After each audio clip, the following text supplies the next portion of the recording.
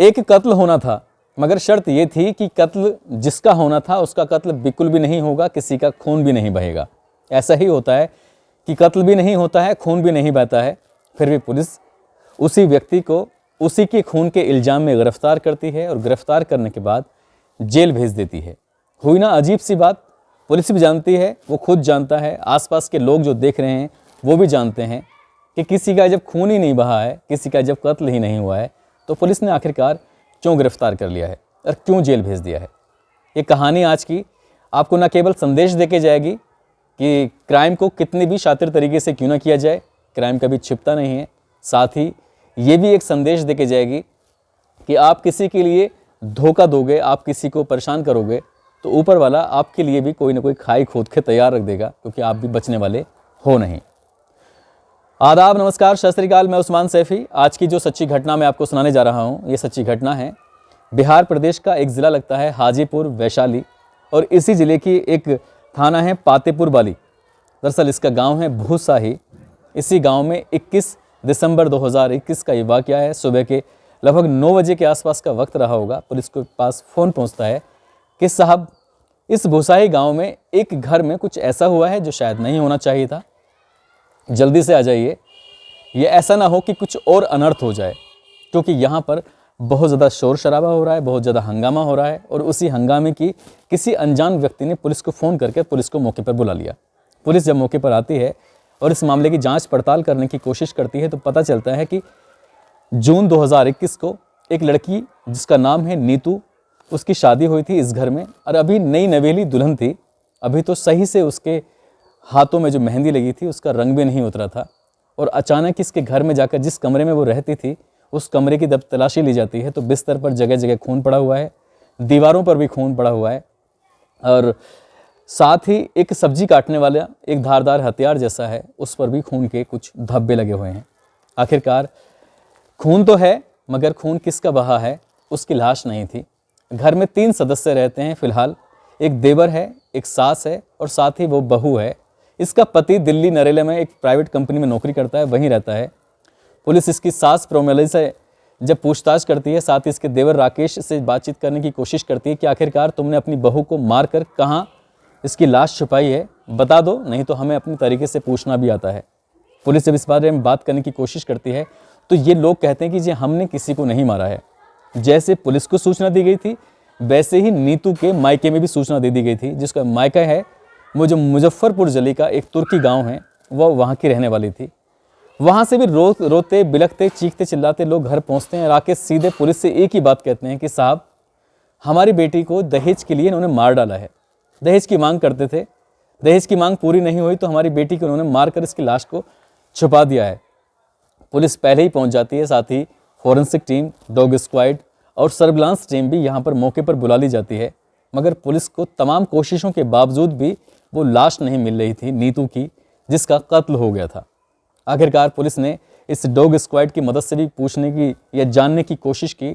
Dog घर में सूंघता था, उसके बाद बाहर भागता था, बाहर भागने के बाद एक सीमा तक रुक जाया करता था और फिर वापस आ जाया करता था। तो यहाँ से भी कोई सबूत नहीं मिलता है। और फिर इसके बाद 1 दिन 2 दिन इस तरह से गुजरने लगते हैं। पुलिस अज्ञात में मुकदमा दर्ज कर लेती है। आखिरकार एक लड़की का, जो कि अभी कुछ दिन पहले इस घर में बहू बन के जो आई थी, उसका कत्ल जो हो चुका था।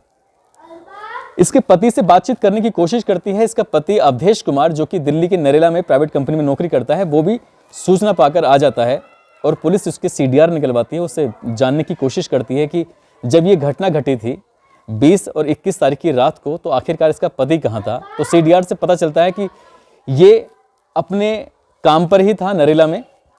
तो आखिरकार फिर किसने इसको और क्यों मारा है, पुलिस अब इस मामले की पड़ताल में जुट जाती है। साथ ही इस घरों के आसपास में कुछ CCTV कैमरे लगे हुए थे, उन CCTV कैमरों को तलाश करने की कोशिश की जाती है। तो वहाँ से पता चलता है कि एक कार स्कॉर्पियो यहाँ पर आती है, रुकती है और कुछ देर के बाद वो चली जाती है। वो स्कॉर्पियो किसकी थी? अब पुलिस वाले इसी बात से अंदाज़ा लगा रहे थे कि बहू को मारकर उस कार से उसकी लाश को कहीं दूर फिकवा दिया गया है। मगर सास और देवर और उसका पति बार बार एक ही बात कहते हैं कि हमने अपनी बहू को नहीं मारा है। नहीं मारा है तो किसने मारा है और क्यों मारा है? इसके बाद इस लड़की यानी कि बहू की CDR निकलवाई जाती है उसके मोबाइल की, और CDR से पता चलता है कि वो अपने पति से बहुत सारी बातें करती थी, मगर पति के अलावा भी एक और नंबर है जिस पर वो बहुत ज़्यादा बातें करती थी। पति से बात करती थी रोज़ 1-1.5 घंटे, मगर उस नंबर पर बात करती थी 3 घंटे और 4 घंटे, जब भी उसको मौका मिलता था तब बात करती थी। ये कौन है? जब इसके बारे में पता निकाला जाता है तो पता चलता है कि ये जो बहू है इसकी भाभी का ये भैया लगता है, यानी कि दूर का रिश्तेदार है। घर वालों से बातचीत की जाती है तो कहते हैं कि हाँ, हम सोनू को जानते हैं, सोनू का हमारे घर पर आना जाना है, लेकिन सोनू ऐसा लड़का नहीं है। लेकिन पुलिस के लिए ये एक शक था, और मुख्य जो अब आरोपी है पुलिस की नज़र में अब ये सोनू कुमार ही है। साथ ही ये भी पता चलता है कि उस दिन जो यहाँ पर स्कॉर्पियो आई थी वो सोनू कुमार की ही थी, क्योंकि इनकी रिश्तेदारी में बाकी किसी के पास स्कॉर्पियो थी ही नहीं। सोनू कुमार मुजफ्फरपुर ज़िले का रहने वाला है।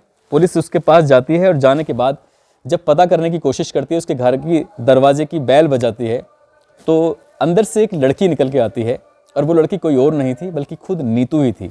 नीतू का चेहरा उस चेहरे से मिलाने की कोशिश की जाती है जो चेहरा घर वालों ने एक फोटोग्राफ्स दिया था, और वो मैच कर जाता है। पुलिस उसे देखकर वाकई हैरान रह जाती है, सकते में आ जाती है कि जो मर चुका है वो आखिरकार जिंदा कैसे हो सकता है। साथ ही सोनू कुमार भी घर के अंदर मिल जाता है। पुलिस इन दोनों से पूछताछ करती है और बातचीत करने की कोशिश करती है तो पता चलता है कि सोनू कुमार काफ़ी दिन से शादीशुदा है, मगर ये नीतू से प्यार करता था, और नीतू से प्यार करता था। घर वाले शायद इस रिश्ते को मंजूरी नहीं देते, इसलिए इन्होंने इसके मरने का एक स्वांग रचा, एक नाटक रचा, और उस नाटक में ये काफ़ी हद तक कामयाब तो हो गए थे। मगर CDR और घर में एक जो स्कॉर्पियो कार आई थी वो, और खाली खून के धब्बे मिलना, यही इनसे ये साबित नहीं होता कि कोई मरा है नहीं मरा है। हालांकि पुलिस इस मामले की पड़ताल में लगातार जुट रही थी, मगर अब पुलिस के लिए एक सवाल था कि आखिरकार घर में पड़ा हुआ खून किसका है और किसको मारा गया है। नीतू को नहीं मारा गया तो किसको मारा गया है। जब पुलिस इन दोनों से सख्ती से पूछताछ करती है तो पता चलता है कि 20 तारीख की रात को इसने ब्लड बैंक से सोनू कुमार ने ब्लड लिया था, और ब्लड लेने के बाद कुछ घर में इस तरह से फैलाया, इस तरह से फेंका जिस तरह से किसी का खून किया जाता है, किसी का कत्ल किया जाता है। मगर ये ब्लड बैंक का खून था, इसकी जांच पड़ताल की जाती है। साथ ही ब्लड बैंक में जाकर उसकी पूछताछ की जाती है कि क्या सोनू कुमार यहाँ से ब्लड लेके गया है, तो वो स्वीकार कर लेते हैं कि हाँ, यहाँ से ब्लड लेके गया है। मगर इनकी चाल जो थी वो नापाक थी, इसलिए पुलिस ने इनके विरुद्ध IPC की धारा 420, 194, 120 भी के तहत मुकदमा दर्ज कर लिया। यहाँ की जो SDOP हैं पूनम केसरी, वो कहती हैं कि इन्होंने बहुत शातिर तरीके से काम किया है, और अपने ससुराल वालों को फंसाने के लिए नीतू ने जो ये स्वांग रचा था कि कत्ल तो होना है मगर किसी को मारना नहीं है, किसी का कत्ल नहीं करना, सिर्फ एक नाटक करना है, इसलिए इनके विरुद्ध मुकदमा दर्ज करके जेल भेज दिया गया है। अब जेल से कुछ ही दिन पहले एक अखबार में खबर छपी है, भी 20 या 21 तारीख के आसपास, जनवरी को 2020 या 21 जनवरी 2022 को खबर छपी थी कि ये लड़की अपने किए पे बहुत शर्मिंदा है, अपने परिवार वालों से, अपने ससुराल वालों से माफ़ी मांग रही है, कहती है कि इस मुकदमे को ख़त्म करा दीजिए। मगर पुलिस इस मुकदमे को ख़त्म नहीं करना चाहती। जो आरोपी हैं, जो अपराध हुआ है, उसकी तो इन्हें हर हाल में सज़ा मिलकर ही रहेगी। दोस्तों, इस कहानी को सुनाने का उद्देश्य किसी को परेशान करना नहीं है, किसी का दिल दुखाना नहीं है, बल्कि आपको जागरूक करना है, आपको सचेत करना है, आपको बताना है कि क्राइम को कितने भी शातिर तरीके से क्यों ना कर ली जाए, क्राइम कभी छिपता नहीं है। इसलिए गलत चीज़ों से दूर ही रहें। यदि उन्हें शादी ही करनी थी तो घर वालों से सीधे बात करके शादी कर लेते, मगर उन्हें ऐसा काम नहीं करना चाहिए था। जाते जाते मैं आपको बता दूं, आज 24 जनवरी 2022 है, जो कि एक भिवाड़ी अलवर राजस्थान के रहने वाले आज्ञा राम तिवारी हैं। आज इनका जन्मदिन है। जन्मदिन की आज्ञा राम जी आपको बहुत बहुत बधाई, शुभकामनाएं। और आप कहते हैं कि मैंने इनकी सारी वीडियो देखी हैं, खासकर इन्हें मेरी वो वाली वीडियो बहुत पसंद आई थी जिसमें मैंने अपना सिल्वर प्ले बटन जो था उसको ओपन किया था, उसमें मैं असल में इमोशनल हो गया था। तो उसी पर इन्होंने एक मेल लिखा है। तो आपको आज्ञाराम जी जन्मदिन की बहुत बहुत शुभकामनाएं। साथ ही एक और मैसेज है जिसने मुझे बहुत गुदगुदाया है, बहुत ही हंसाया है, और मेरे घर वाले जो इस मैसेज को पढ़ रहे थे, खासकर मेरा कैमरामैन, मेरी वाइफ, वो भी बहुत ज़्यादा हंस रही थी। असल में ये फर्स्ट आने के चक्कर में, ये इनका नाम है कुंजी कोहली हैं, और ये फर्स्ट कमेंट करने के चक्कर में घर में भाग कर आते हैं, और भागते भागते इनका पैर गोबर में चला जाता है। जिस तैसे करके गोबर तो साफ़ कर लेते हैं, मगर ये घर में इतनी तेज़ी से आते हैं कि मिट्टी का चूल्हा था, उस चूल्हे में पैर लगता है और चूल्हा फूट जाता है। तो आपको ये मैसेज है जो मैंने स्क्रीन पे लगाया हुआ है। तो कुंजी कोहली जी, ऐसा काम मत करिए जिससे कि आपका नुकसान हो और परिवार वाले भी आपको परेशान करें।